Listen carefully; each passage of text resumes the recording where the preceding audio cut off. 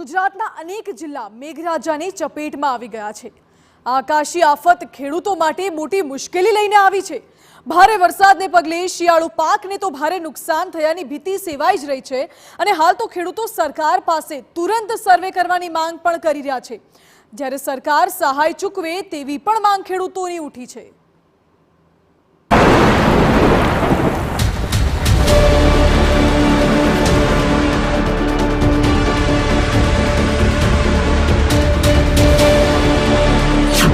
આકાશમાંથી પાણી નહીં, ખેડૂતોનું નુકસાન વરસ્યું।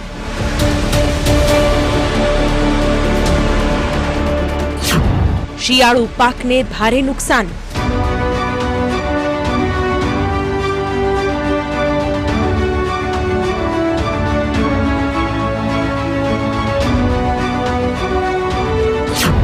માવઠાની મોકાણ, કમોસમી વરસાદનું કમઠાણ। જી હા, ભર શિયાળામાં આકાશમાંથી આફત વરસી છે। ખેતરના ઊભા પાકને ભારે નુકસાન થયું છે। માત્ર એટલું જ નહીં, પરંતુ યાર્ડમાં પડેલો પાક પણ પલળી ગયો છે। ઘઉં, બાજરો, ધાણા જેવા શિયાળુ પાકને નુકસાન પહોંચતા ધરતીનો તાત ચિંતિત છે।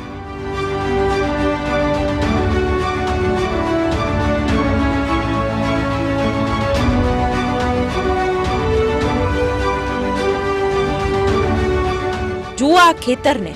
આ બોટાદ જિલ્લાના ખેતરના દ્રશ્યો છે। પાક તમને લીલોછમ દેખાતો હશે, પરંતુ તમને જણાવી દે કે ભારે વરસાદ વરસ્યા બાદ થોડા જ દિવસોમાં તેની અસર આ પાકને જોવા મળશે। હાલ પાકનું બિયારણ, ખાતર, મજૂરીને પગલે ખેતીમાં ખર્ચ વધી ગયો છે, જેની અસર ખેડૂતોને થઈ રહી છે। તૈયાર પાકના સારા ભાવ મળે તે પહેલા જ મેઘરાજાના પ્રકોપને કારણે ખેડૂતોને રાતા પાણીએ રડવાનો વારો આવ્યો છે। નુકસાન એને 70 થી 80% નુકસાન છે। પછી એની જગ્યાએ અત્યારે ખાતર, બિયાણું, દવા બધું અત્યારે મોંઘું છે। 1700 રૂપિયા ખાતરના થેલાના બોલે। ઉરિયા ઠેલીને બાટલી લો તો ખાતર આપે, નકર ખાતર આપે નહીં। તો અમારે કરવાનું શું? અને અત્યારે સરકારનો વાંક નથી ને અમારો વાંક નથી। કુદરત ઉપરથી ને એવું કરે તો સરકારે શું કરે ને અમે શું કરવી, પણ ખેડૂતો નુકસાનમાં બે છે ને। વાત રાજકોટની કરવામાં આવે તો અહીં જિલ્લાના અનેક તાલુકામાં વરસાદ ખાબક્યો, જેના પગલે પાકને ભારે નુકસાન થયું છે। માવઠાથી પાક નુકસાનને લઈને કિસાન કોંગ્રેસના નેતાનું નિવેદન પણ સામે આવ્યું છે। તેઓનો દાવો છે કે જીરું, ઘઉં, ચણા અને રાયડાના પાકને મોટા પાયે નુકસાન થયું છે। સાથે તાત્કાલિક સરકાર સર્વે કરે તેવી પણ માંગ ઉઠી છે। પાલ આંબલિયાએ દાવો કર્યો છે કે સરકાર 48 કલાકમાં સર્વે કરાવે તો જ સાચું નુકસાન સામે આવી શકે છે। બહુ સ્પષ્ટ છે, SDRF ની જોગવાઈ છે અત્યારે, કારણ કે SDRF સિવાય બીજી કોઈ યોજના અમલમાં નથી અને એની અંદર બહુ સ્પષ્ટ છે કે 33%થી વધારે નુકસાન હોય તો ખેડૂતોને વળતર આપવું। પણ 33%થી વધારે નુકસાન છે કે ઓછું છે ક્યારે ખબર પડશે? જ્યારે સર્વે કરવા જશે ત્યારે ને। તો સરકારે જ્યાં જ્યાં વરસાદ પડ્યો છે, હું TV9ના માધ્યમથી દર્શકોને સિમ્પલ વસ્તુ, દાખલા તરીકે અમારા ખેડૂતોનો જીરાનો પાક છે તો એની અંદર ઝાકળ વધારે આવે ને તો એ નુકસાન થાય છે। તો 1.5 ઇંચથી લઈ અને 1.5 ઇંચ વરસાદ પડ્યો હોય અને જીરાના પાકની અંદર નુકસાન ન થયું હોય એવું કેવી રીતે કહી શકે કોઈ વ્યક્તિ? પણ જ્યાં સુધી સરકાર પોતે સર્વે ન કરાવે ત્યાં સુધી તો નક્કી જ ના કહી શકાય કે કેટલું નુકસાન થયું છે। રાજ્યના અનેક તાલુકાઓ અને જિલ્લામાં વરસાદ ખાબક્યો। હવે ખેડૂતો માંગ કરી રહ્યા છે કે સરકાર તુરંત સર્વેની કામગીરી હાથ ધરે, જેથી વળતર મળી શકે। આ અંગે પાટણના ધારાસભ્ય કિરીટ પટેલ અને લવિંગજી ઠાકોરે મુખ્યપ્રધાન અને કૃષિ પ્રધાનને પત્ર લખ્યો છે, તો બીજી તરફ સાંસદ ભરતસિંહ ડાભીએ પણ સર્વે કરવા અંગેનો પત્ર લખ્યો છે।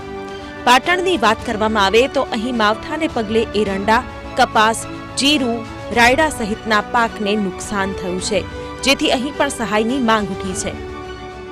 આજે મેં કૃષિ મંત્રીને પત્ર લખી અને ગઈકાલે ઉત્તર ગુજરાત અને પાટણ જિલ્લાની અંદર જે કમોસમી વરસાદ થયો એ વરસાદના લીધે ખેડૂતોને જે નુકસાન થયું છે એનો તાત્કાલિક સર્વે કરાવી અને ખેડૂતોને યોગ્ય વળતર મળે માટે વિનંતી કરી છે।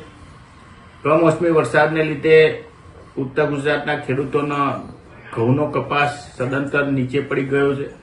એરંડા હોય, તમાકુ હોય, રાયડો હોય, એને પણ નુકસાન થયું છે।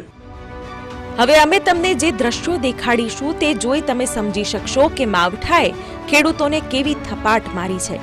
જુઓ આ દ્રશ્યો।